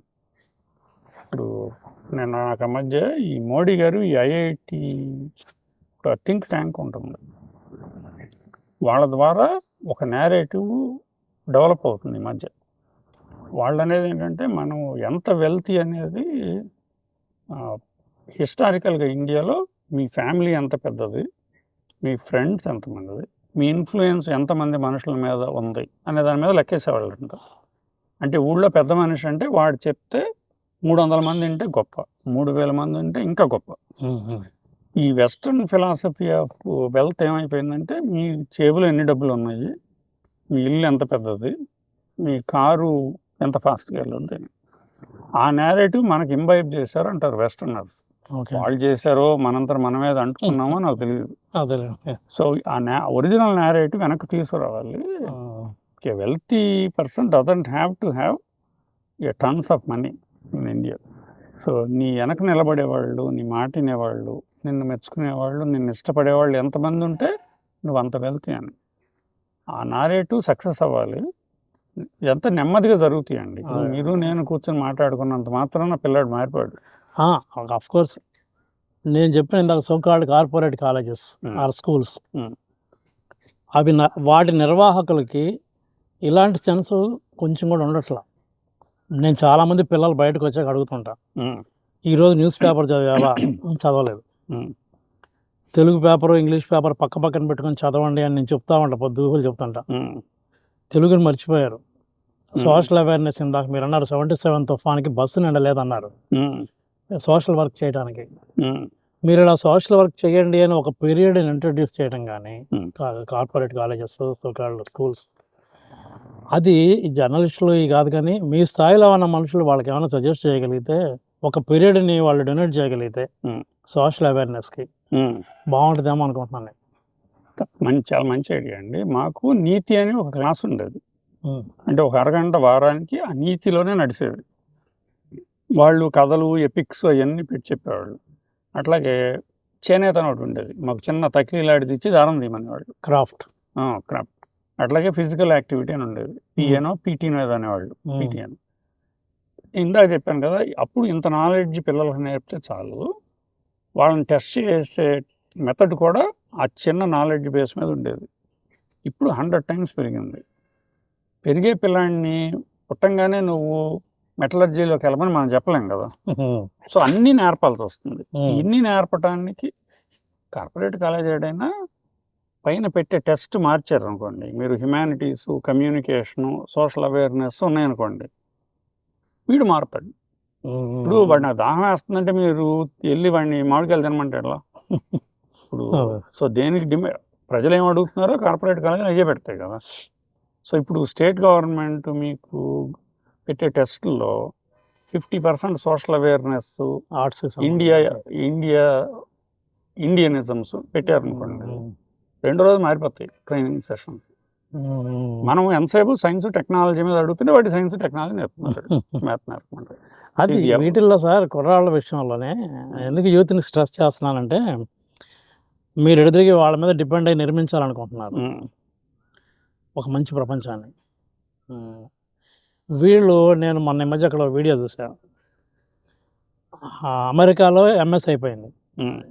ఎంఎస్ అయిపోతే ఆ స్నాతకోత్సవం కాన్వకేషన్ జరిగేటప్పుడు వీళ్ళు వాళ్ళ పేరు పిలిస్తే స్టేజ్ మీదకి ఎక్కేటప్పుడు ఏదో ఒక ఇండియాలో ఉన్న ఒక పార్టీ ఫ్లాగ్ పట్టుకొని ఎక్కుతున్నారు. అది వాడు వెనక్కి లాగడం, ఒకడొచ్చి వాడి పార్టీ వీడు వస్తుంటే వీళ్ళ ఫ్లాగ్స్ వెనక్కి లాక్కోవటం.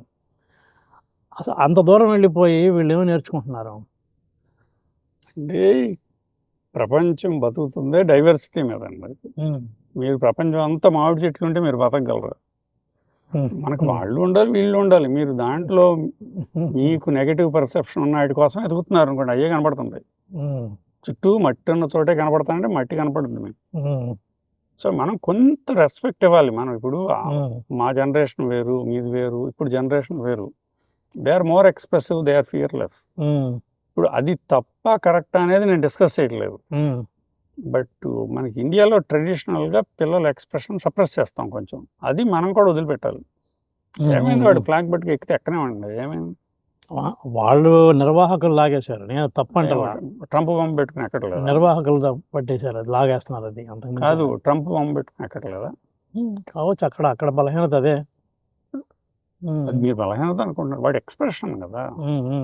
ఇప్పుడు ఆ డైవర్సిటీ అనేది క్రిటికల్ ఏ సిస్టమ్కైనా కానీ. మీకు అన్ని రకాల మనుషులు ఉంటేనే సమాజం ముందుకెళ్తుంది. మీరు ట్రంప్ టాపిక్ తెచ్చారు, మంచిది. అది లేటెస్ట్ ప్రపంచం అంతా ఆయన విధానాల వైపు చూస్తుంది. ఎస్పెషల్లీ మన ఇండియాకి అమెరికాకి మంచి అటాచ్మెంట్ ఉంది కదా, చదువుకునే విషయాల్లో, జాబ్స్ విషయంలో. ప్రతి పిల్లాడు కూడా నేను అమెరికా వెళ్ళాలి అనే ఒక కళ అందరికి, చాలా జనరేషన్స్ నుంచి. ట్రంప్ గారి విధానాల వల్ల మన స్టూడెంట్స్కి ఇప్పుడు అక్కడున్న వాళ్ళకి ఏమన్నా ఇబ్బందులు ఉన్నాయా? ఆయన చేపట్టిన కార్యక్రమాల వల్ల మనం ఏమన్నా డైరెక్ట్గా ఏమన్నా ఇబ్బంది పడుతున్నామా? ఆయన చేపట్టిన కార్యక్రమాలు కదండి. Common man's opinion of whether they need immigrants or not ఎప్పుడు ఇట్లాగే ఉండేది, మేము వెళ్ళినప్పుడు కూడా. సార్ అప్పుడు ఏమైందంటే, అప్పుడు America is the country of immigrants and built by immigrants. ఇప్పుడు మిగిలిన యూరోప్లో ఉన్న వాళ్ళంతా కిందకి వెళ్తున్నా కానీ అమెరికా ఎందుకు కలిగిందంటే successive waves of immigration. Albert Einstein కూడా ఇమిగ్రెంటే కదా, లేకపోతే న్యూక్లియర్ బాంబు పెట్టొచ్చేది వాళ్ళకి. వాళ్ళందరూ ఇమిగ్రేట్ అవటం వల్లనే పెరిగింది. కానీ somewhere along the line the scale start stripping. ఇప్పుడు లోకల్ కామన్ మ్యాన్కి ఎట్లా ఉంటుందంటే, వీళ్ళు లేకపోతే నాకు వచ్చేది కదా ఉద్యోగం అని ఉంటుంది. ఇప్పుడు వీళ్ళు రాబట్టే కదా నాకు జీతాలు తగ్గుతుంది. ఇప్పుడు పొలంలో పని చేయాలండి టెక్సాస్లో. ఒక అమెరికన్ పని చేయాలంటే సరే $30 కట్టాలి గంటకి. ఒక మెక్సికన్ వస్తే $5 పని చేస్తాడు.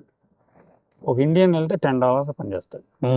సో ఈ ఇండస్ట్రియలిస్ట్ ఏమనుకుంటాడు, నాకు ఎవరైతే నా పని జరగాలి కదా అనుకుంటాడు. కానీ ఆ ఉద్యోగం లేకుండా ఇంట్లో కూర్చొని ఉంటాడు $30. అతనికి ఏమనిపిస్తుంది, వీళ్ళు రాకపోతే నాకు ఉండేది కదా ఉద్యోగం అంటే.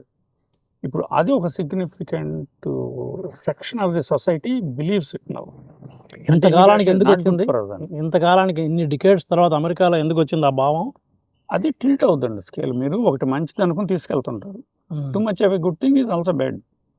ఇప్పుడు మీరు శుభ్రం అంటాం కదా మనము, అసలు ఎక్కడ మట్టి కనపడకుండా, ఎక్కడ పురుగులు కనపడకుండా పోయింది అనుకోండి, దోమలు కనపడకుండా, మీ కాయలెట్ కాస్తాయి. సో ఆ పుష్ చేసేటప్పుడు ఏదో ఒక, ఇప్పుడు మనం అంత నేచర్ అంటున్నాం కదా, ఒకప్పుడు ఎంత క్యూరేటెడ్గా ఉంటే అంత బాగుంది అనుకునేవాళ్ళం. ఇప్పుడు నేనే మా విల్లా చుట్టూ వేప చెట్లు, చింత చెట్లు తప్పితే ఈ క్రోటన్స్ వేయొద్దు అంటున్నాం. మేము పెరిగేటప్పుడు క్రోటన్లు ఉంటే గొప్ప.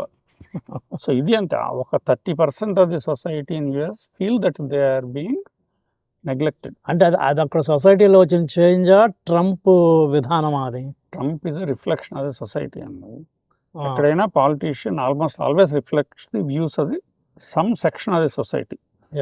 అమెరికాలో అందరూ మనం వద్దని అనుకోరు. ఇప్పుడు గూగుల్ వీళ్ళు ఏమంటున్నారు, ఇండియా వాళ్ళని రానిపోతే మాకు కష్టం అంటున్నారు కదా. కానీ కామన్ మ్యాన్ ఏమంటున్నాడు, గూగుల్ అతను నాకు ఉద్యోగం ఇవ్వడు, ఇండియా నుంచి వచ్చిన తక్కువ పని చేస్తాడు. సో ఈ ఫ్రిక్షన్ ఎప్పుడు ఉంటుంది సొసైటీలో. So I don't think it reflects on him personally. అంటే కొంచెం అగ్రెసివ్గా ఉంటాడు, he have his own way of dealing with things. But అమెరికాలో కంటే ఇండియాలో సిస్టమ్స్ ఆర్ మచ్ స్ట్రాంగర్. అంటే మనం అనుకున్నా కానీ సిస్టమ్ చేయనివ్వదు. ఇప్పుడు ఆయన బయట పంపిస్తా అన్నాడు, మరి కోర్టులు ఆపేసినాయి కదా. ఇప్పుడు మన ఈ డోజ్ పెట్టి అందరం తీసేస్తా అన్నాడు, కోర్టులు ఆపేసినాయి కదా. So it's always a constant fight అనమాట కన్సర్వేటిజంకి. అంటే ఇప్పుడు మీరు నేనేమనుకుంటాము, మా తాతగారు ఉన్నప్పుడు మేమేం చేసాం అదే చేస్తే బాగుంటుంది అనుకుంటాం. ఇది ఎక్కడి నుంచి వచ్చింది మనకి? అప్పుడు హ్యూమన్ డెవలప్మెంట్ కేవ్ మెన్ కదా, 10 మంది కూర్చునేవాళ్ళు అంట కేవ్లో. బయట ఏదో కొత్త రకం సౌండ్ వినపడేదంట, కొత్త యానిమల్ ఏదో. ఒకళ్ళు లేచి నేను చూసి వస్తాననేవాడు అంట. మిగిలిన 9 మంది ఎందుకు ఇక్కడ రాలేదు కదా, వెళ్ళొద్దు అనేవాళ్ళు అంట. ఆ బయటికి వెళ్ళిన వాళ్ళలో 90% వెనక్కి వచ్చేవాళ్ళు కాదంట మళ్ళీ. అందుకని ఏమైంది, ఆ conservatism is ingrain into our DNA. ఎందుకు ఉన్న పని చేసుకుంటే మంచిది అని. కానీ మీకు అందరూ ఉన్న పని చేసుకుంటే ఇంకా ఎద్దుల బండి మీదే ఉండేవాళ్ళం. ఇప్పుడు ఆ బయటికి వెళ్ళిన 10% ఉంటుంది, ఆ 10% is the one that brings flavour to the society. వాళ్ళని అమెరికాలో ఎక్స్ప్రెస్ చేయనిస్తారు, మనమో తొక్కుతాం. అమెరికాను ఇండియానేమో డెమోక్రటిక్ కంట్రీస్ సార్. జనాభా రీత్యా ఇందాక మీరు అన్నారు నెహ్రూ గారు అన్న మాట కోట్ చేశారు, ఉమ్, మనకున్న రిసోర్స్ వల్ల హ్యూమన్ రిసోర్స్ అని. ఉమ్. చైనాలో కూడా అదే కదా, హ్యూమన్ రిసోర్స్ చాలా ఎక్కువగా ఉంది కదా. అక్కడ చైనాలో ఎలాంటి సమస్యలు లేవా? అక్కడ ఎందుకని చైనా దాదాపు అగ్రరాజ్యంగా పరిగణించబడుతుంది? అన్నిట్లో ఉంటాయండి. అంటే దీనికి కొంచెం హయ్యర్ లెవెల్లో చెప్పాలంటే మీరు హిస్టారికల్గా హౌ నేషన్స్ ఆర్ బిల్ట్ అని మంచి మంచి పుస్తకాలు రాశారు ఆథర్స్. మీరు కామన్ థీమ్ ఏంటంటే what ever rules that you set for the country, if the remain the same, people develop, society develops. మీరు అటు ఇటు ఫ్లిప్ ఫ్లాప్ చేస్తే కింద పోతాయి. ఇప్పుడు చైనాకి ఏమైంది, ఆ కమ్యూనిజమే 50 ఏళ్ళ నుంచి నడుస్తుంది కదా. మావో గారు వచ్చిన దగ్గర నుంచి సేమ్ ప్రిన్సిపల్స్. ఇప్పుడు ఇందాక అనుకున్నామే ఆ 90% కన్సర్వేటివ్స్, వాళ్ళు ఏంటి, they learn the rules as they grow. వాళ్ళు దాంట్లోనే డెవలప్ అవడానికి ట్రై చేస్తారు. అది చైనాకి అడ్వాంటేజ్ ఉంది. డెమోక్రసీ కొంచెం disadvantage. But if Indian systems and Indian policies continue the way they are, మనం డెవలప్ అవుతున్నాం కదా బాగానే, పోటీ పడుతున్నాం కదా.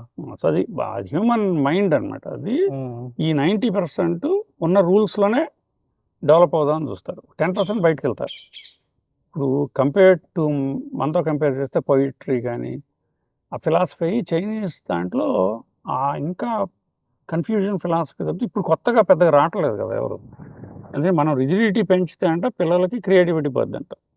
అంటే నువ్వు పొద్దున్నే 6 లేవాలి, నువ్వు బళ్ళు తోముకోవాలి, నువ్వు తినాలి, నువ్వు స్కూల్కి వెళ్ళాలంటే వాడి క్రియేటివిటీ ఉండదంట. సో అది ఆ నైస్ బ్యాలెన్స్ ఉండాలి. ఇప్పుడు కార్పొరేట్ విద్యలో జరుగుతుంది అదేగా. ఇప్పుడు ఇందాక అనుకున్నాం కదండి, మీరు వెళ్ళి పైన టెస్టులు మార్చండి. సో సోషల్ సైన్స్కి నేను 30% పెడతాను, హిస్టరీకి 20% పెడతాను, హ్యుమానిటీస్కి అంటే what will lead to human happiness అనే దానికి 10% పెడతానండి. 2 రోజులు మారుతాయి కరిక్షన్. మీరు నాకు మ్యాథ్ సైన్స్ నేర్పమంటే వాళ్ళు అదే చెప్తారు. ఆ వైపుగా వెళ్తే కానీ మార్పు రాదంటారు. వస్తుంది నెమ్మదిగా. ఇవన్నీ మీరు నేను అనుకుంటే రావు. ఒక significant section of the society start believing, అప్పుడు ఫ్లిప్ అవుతుంది అంత. ఇప్పుడు ఇంత ఫాస్ట్గా ఎందుకు పెరగాలి? ఇప్పుడు మనం మా జీడిపి అంతా, మా శాలరీ అంతా మర్చిపోయాయి. అసలు ఈ మధ్య వాల్ స్ట్రీట్ జర్నల్లో ఒక స్టడీ వచ్చింది 2-3 weeks back. Okay sir. What gives the maximum happiness to A person. దాంట్లో వాళ్ళు 2 టెస్ట్ చేశారు. నీకు శాలరీ హైక్ వచ్చింది వాళ్ళ, నువ్వు నీ దగ్గర ఉంది ఎవరికో డొనేట్ చేసావు. వీళ్ళు 1,000 మందిని ఎదుర్కొన్నారు. వాళ్ళు అంటారు average amount of happiness for the people who gave something is 3 times higher than the one who had the salary hikes అంటారు. మరి నమ్మబుద్ధి కాదు కదా. వాళ్ళు they went more deeper in to that thing. వాడు అంటాడు, వాడి శాలరీ హైక్ వచ్చినాడంట, ఎప్పుడు నాకు ఇంకా 10 రెట్లు రావాలి, ఇదే వచ్చిందని బాధపడతాను. నేను అడిగింది ఇవ్వలేదు వీళ్ళని. ఉన్నది పక్కాడికి ఇచ్చినాడంట, నాకు ఆల్రెడీ ఎనఫ్ ఉంది, I was able to share అని సంతోషపడతా అంట. మరి అందరూ ఇస్తా కూర్చుంటే సంపాదించేది వాడు. So it's nice balance. అవును, మనకు చిన్నప్పటి నుంచి నేర్పారు కదా, బ్యాలెన్స్లో ఉండాలి. అది రీసెంట్గా అంటే ఇది రెలవెంట్ అని అనుకుంటున్నాను. ఆ బిల్ గేట్స్ ఏదో ఆయన వకీల్నామా ఏదో రాశాడన్నారు. కరెక్ట్. దాదాపు ఒక 99% చారిటీకే ఇచ్చేస్తున్నాను. కరెక్ట్. బిల్ గేట్స్ గురించి నేను చచ్చిపోయిన తర్వాత ఒక ధనవంతుడు చచ్చిపోయాడని ఎవరు అనుకోకూడదు అనేది ఒక మంచి మాట చదివాను నేను. ఆ ఫిలాసఫీ ఎలా డెవలప్ అయిందండి ఆయనకి అంత రిచ్లో ఉండి?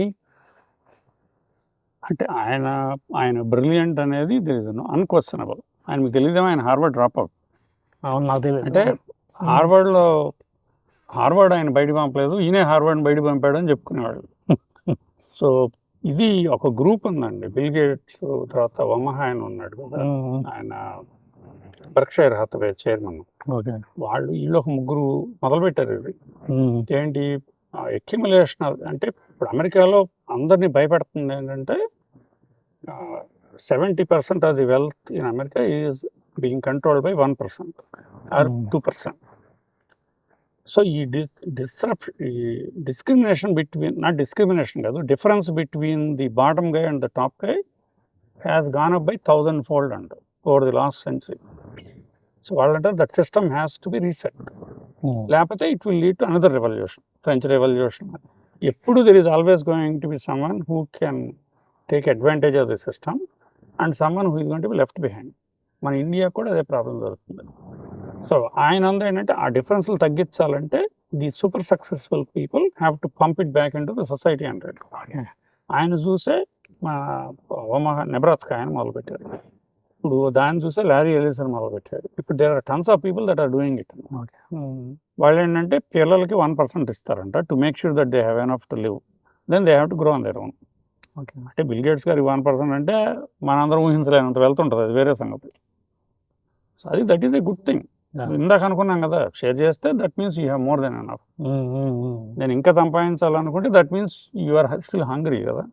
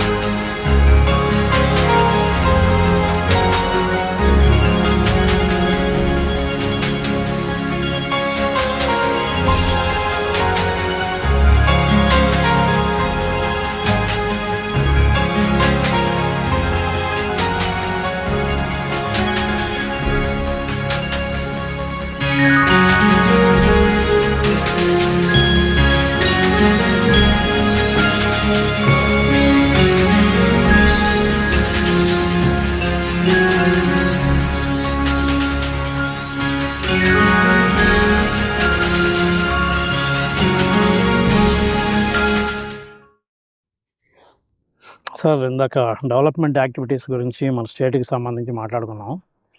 ఇదే క్రమంలో పెట్టుబడుల కోసం అనేక రాష్ట్రాలు, దేశాలు కూడా ఇప్పుడు అదొక ట్రెండ్ అయ్యింది. ఏ రాష్ట్ర ముఖ్యమంత్రి అనే కావాలి, మన చంద్రబాబు నాయుడు గారు కానీ, లోకేష్ గారు కానీ, అదేవిధంగా రేవంత్ రెడ్డి గారు, లేకపోతే ఇంకొక ఆయన కూడా పెట్టుబడులు కావాలి మాకు, ఎలా అట్రాక్ట్ చేద్దాం విదేశాల నుంచి అనేది పట్టుకుంటున్నారు. ఈ పరిస్థితుల్లో మన ఏపీ ఎలా స్టాండ్ అవుతుంది? ఇంత గట్టి పోటీలో మనకేమో అమరావతి, వైజాగ్ ఈ సిటీస్ మాత్రమే ఉన్నాయి, విజయవాడ. మనం ఈ పోటీని ఎలా తట్టుకోవాలి? ఇప్పుడు ఇందాక మాట్లాడుకున్నాం కదండి, ప్రజలకి అవకాశం ఇవ్వటమే మనం చేయగలిగిన బెస్ట్ హెల్ప్. మనం దానాలు చేసినా నిలబడుతుంది, కానీ సొసైటీ డెవలప్ అవ్వాలన్నా, ఊర్లోకి వెల్త్ ఫ్లో అవ్వాలన్నా ఆపర్చునిటీస్ అనేవి క్రియేట్ చేయాలి. ఎందుకంటే మనం ఇంటర్నల్ చైనింగ్ అంటాం. అంటే మనం ఒకరికొకళ్ళు ఎక్కువ అమ్ముకుని తక్కువ కొనుక్కుని చేస్తే మీ ఎకానమీ ఒక 10% పెరుగుద్ది, ఆ తర్వాత పెరగవు. ఆ తర్వాత wealth has to flow from either neighbour state or neighbour country or neighbour planet. So దానికోసం అనమాట ఈ కాంపిటీషన్. ఇప్పుడు మీరు కొత్తగా వచ్చి ఇండస్ట్రీస్ పెట్టాలి అంటే మీకు యూ నీడ్ 3 things అండి. ఒకటి, you need infrastructure. Second, you need skilled work force or resources అంటాం దాన్ని, హ్యూమన్ రిసోర్సెస్. మూడోది ప్రమోషన్. మేము లాస్ట్ టైం కూడా బాగా ప్రమోషన్ చేసాము. చంద్రబాబు నాయుడు గారు హీ హ్యాస్ దట్ బ్రాండ్. మేము వెళ్తే ఎవరైనా డోర్లు ఓపెన్ చేస్తారు. So we were able to open the doors, but we couldn't close the deals because of the lack of infrastructure, a relative lack of infrastructure and resources. అందుకని last 2 years 3 years నుంచి మమ్మల్ని ఈ జాబుల మీదే పనిచేయమన్నారు, ప్రతిపక్షంలో కూడా.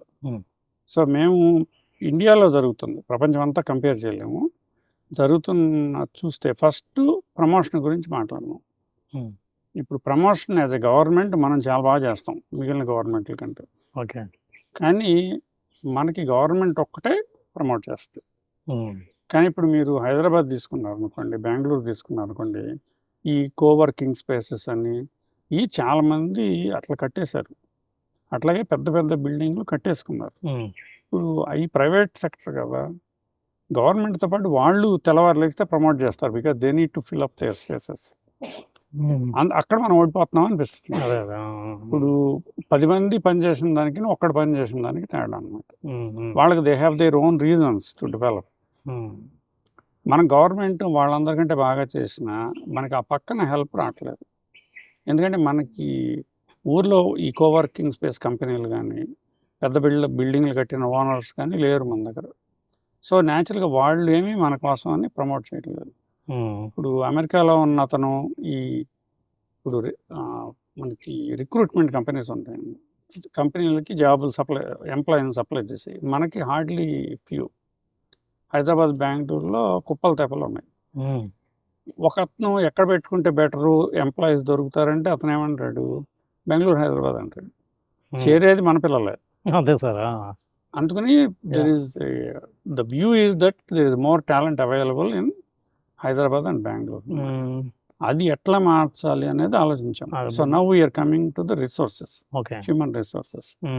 నేను notice చేసింది ఏంటంటే, మనం మిగిలిన వాళ్ళకంటే మనం ముందుకెళ్ళాలంటే మన స్కిల్ డెవలప్మెంట్ని స్ట్రెంగ్తన్ చేయాలనుకున్నాం బాగా.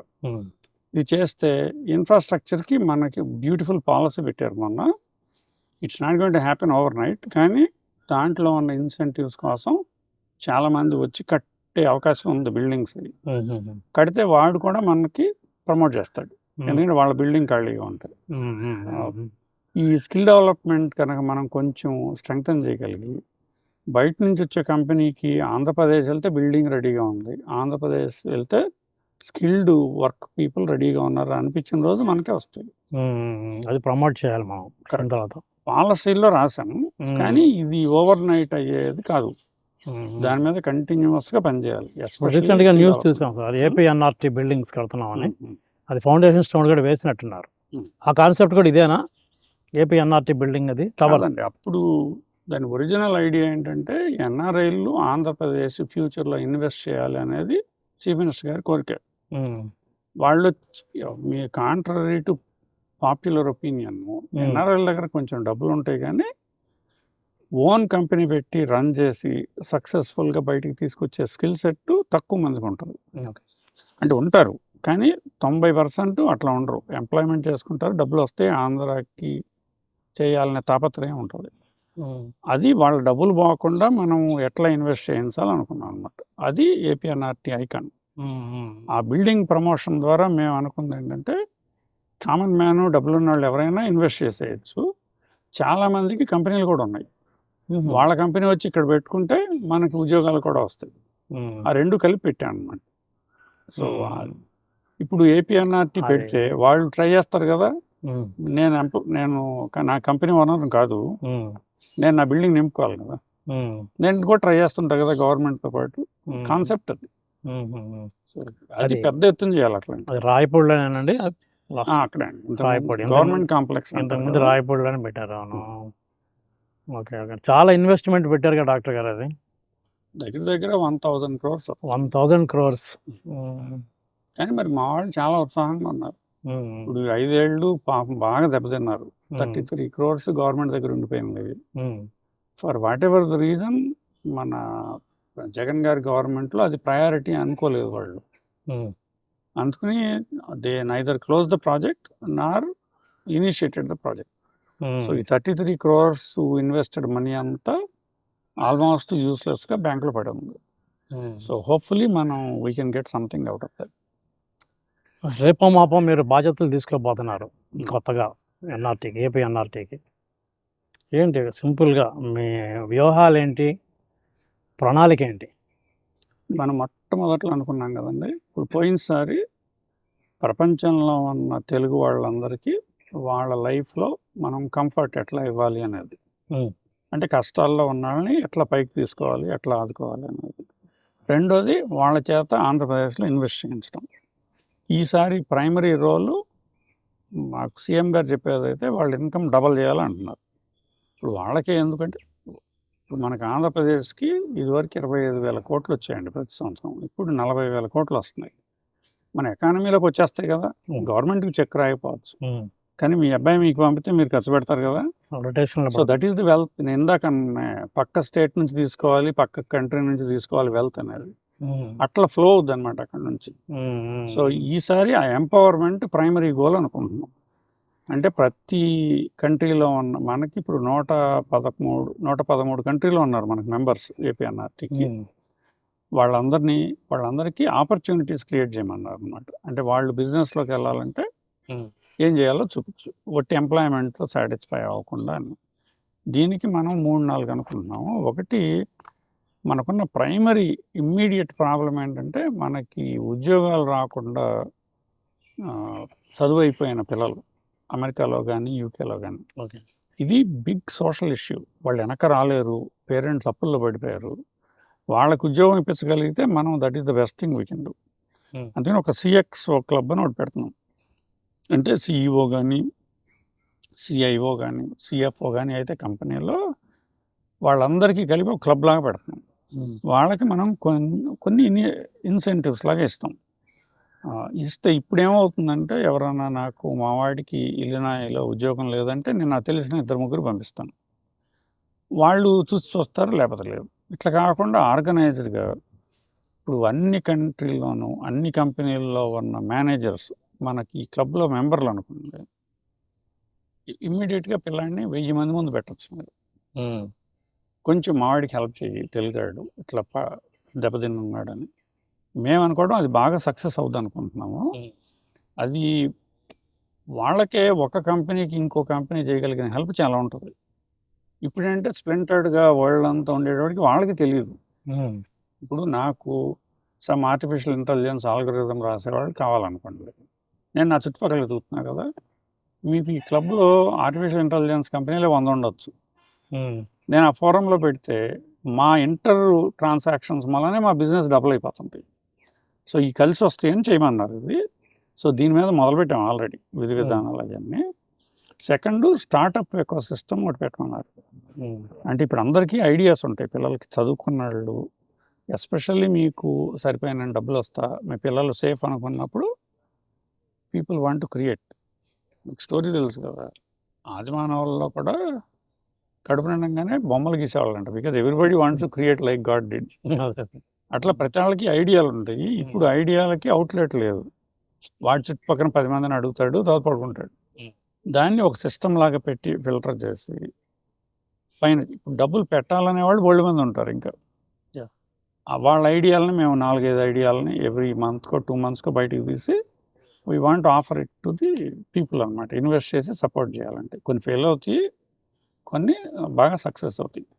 మూడోది ఇంపోర్ట్ ఎక్స్పోర్ట్ బిజినెస్లు ప్రమోట్ చేద్దాం అనుకున్నాం. ఓకే. చాలామంది ఎందుకు చేయరంటే అసలు అదంటే భయం, ఈ రెగ్యులేషన్స్ అని.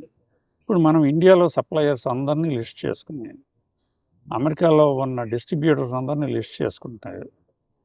వాళ్ళు అక్కడ లోకల్గా కనుక ప్రోడక్ట్ పుష్ చేయగలిగితే మనం ఇక్కడ ప్రోడక్ట్ మనం పంపించేస్తాం. Then it's a matter of economics. ఇక్కడ ఎంతకు వెళ్తుంది, అక్కడికి ఎంతకు అమ్ముతాడు అనేది. అది నా ఉద్దేశంలో వీ విల్ బి సక్సెస్ఫుల్. మన వాళ్ళకి చాలామందికి ఇంట్రెస్ట్ కూడా ఉంది. ఇది ఉద్యోగం వదిలేయక్కర్లేదు, పార్ట్ టైం పని చేసుకుని చాలు. రిస్క్ రిలేటివ్గా తక్కువ. మేము అంటే సిస్టమటైజ్ చేస్తున్నాం అన్నమాట దాన్ని. మీతో పాటు ఎంతమంది వర్క్ చేస్తున్నారు ఇప్పుడు ఈ టీంలో? దగ్గరగా రోజు మాట్లాడేవాళ్ళు ఒక 10 మంది ఉంటారు. మా ఏపీఎన్ఆర్టీలో ఎంప్లాయీస్ చాలామంది ఉంటారు. నాతో మాట్లాడేవాళ్ళు, వాలంటీర్గా పనిచేసేవాళ్ళు, ఈ ఐడియాలు తీసుకొచ్చేవాళ్ళు, ఐడియాలు డెవలప్ చేసేవాళ్ళు కనీసం 10 మంది ఉంటారు.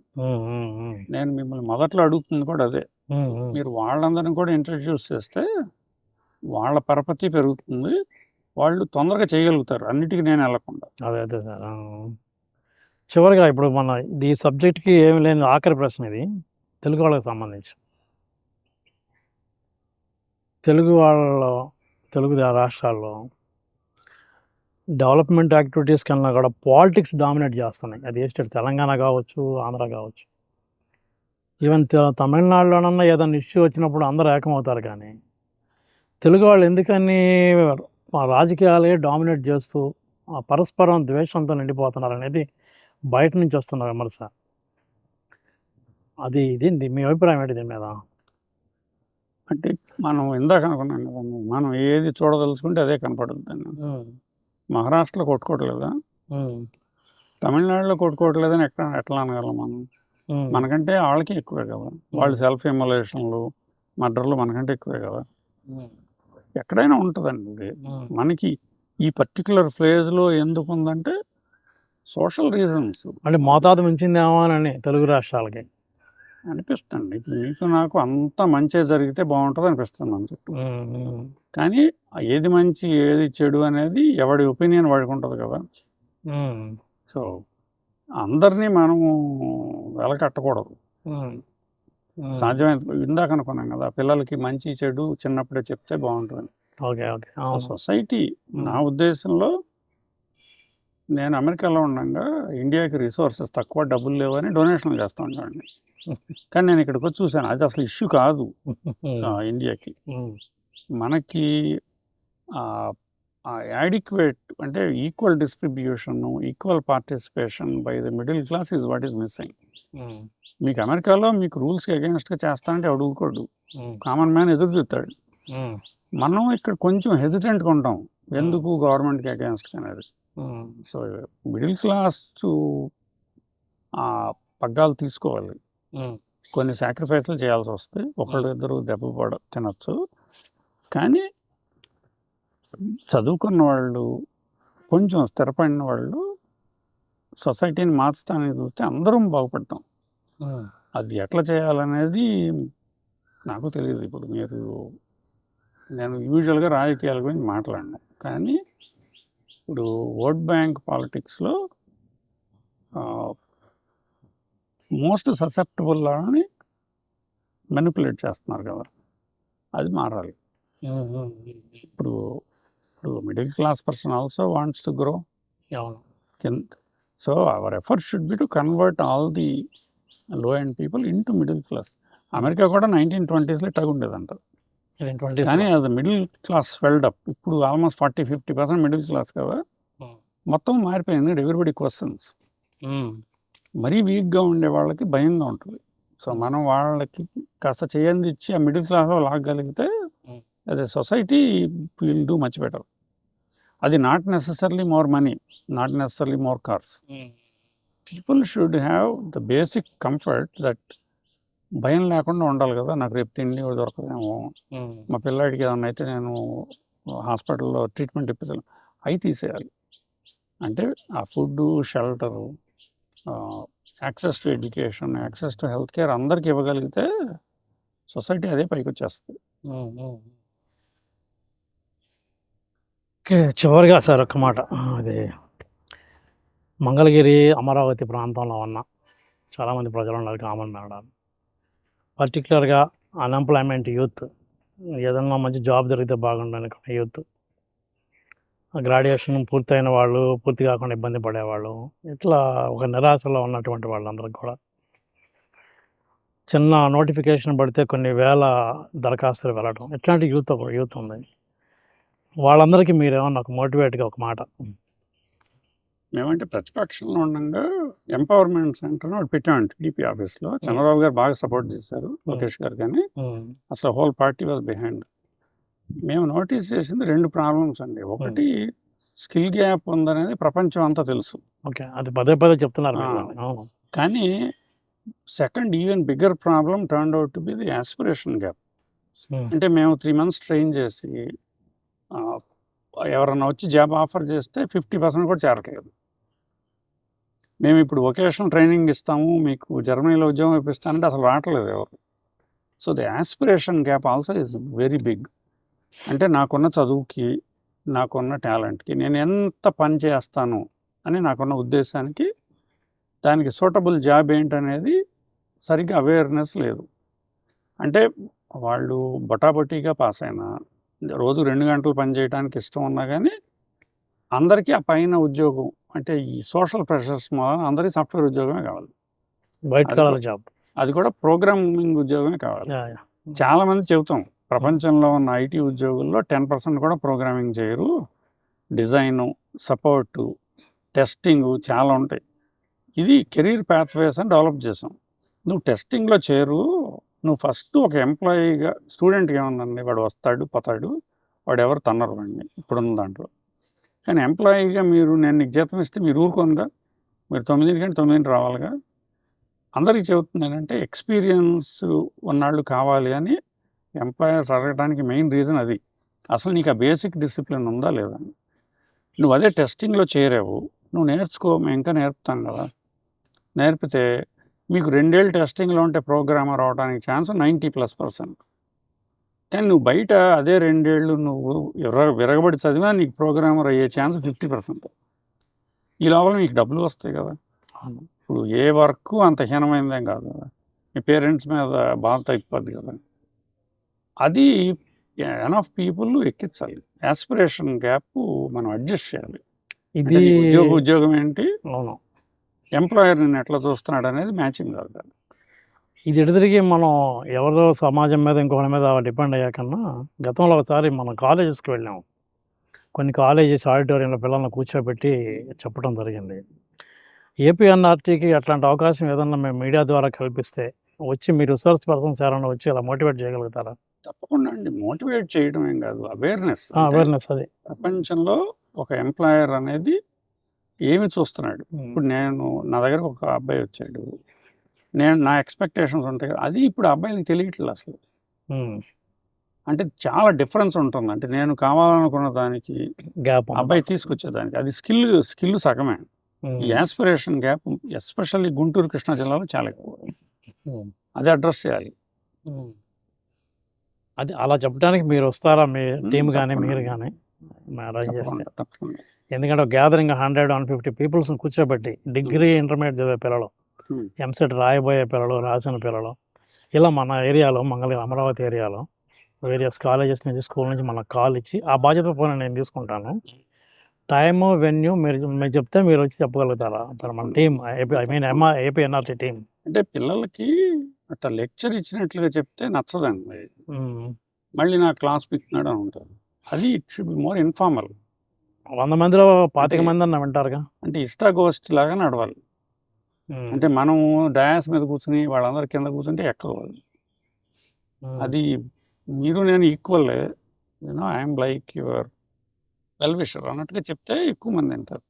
ఇప్పుడు మీరు చిన్నపిల్లల దగ్గర నేను చూస్తారు కదా, ఫ్రెండ్ చెప్పింది చేస్తాడు కానీ టీచర్ చెప్పింది చేయడు. సో అది మేము అప్పుడు వాలంటీర్లు తీసుకుంది అందుకు. మేము మీకు చెబుతాం, మీరు వెళ్ళి చెప్పండి. ఇప్పుడు అమెరికా వెళ్తే అందరికీ ఉద్యోగాలు రావనేది వాళ్ళు చెప్తే వింటారు, మనం చెప్తే వినరు. Okay, thank you very much sir. సరే అండి.